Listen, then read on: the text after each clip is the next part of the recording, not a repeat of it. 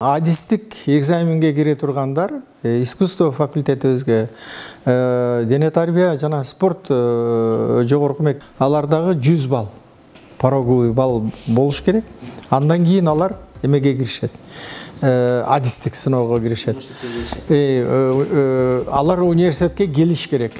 Бул июль айынын ортосунан башталып атпайбы? Так, мисалы ортосунан эмес, экинчи эмесинен башталат экен даже. Экзамен по специальности, мына адистик боюнча экзамен 23 июльдө башталат экен. Мисалы, биринчи турдуку. 100 балл, пороговый балл. Булар үчүн 100. Ал эми калган адистиктер үчүн 110. Тиги жалпы республикалык тестированиянын талабында деле ошондой. А бирок бул атайын экзамен тапшыра турган адистиктен экзамен тапшыра турган бөлүмдөр үчүн биз 100 балл эме койдук, пороговый балл койдук. Босого упай.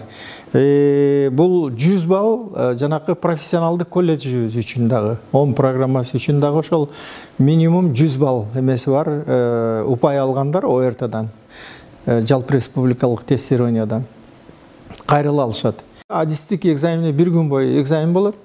Ошол адистик экзаменинин жыйынтыгы боюнча гана эметилет. Мисалы 200 балл болса дагы адистиктен тапшыра албай калса, ал бала өтпөйт. Муну эртерээк айтып коюшубуз керек, себеби ал жерде адистик маанилүү. Социалдык дистанцияны сактоо менен албетте тиги маскасын кийип алып келиш керек.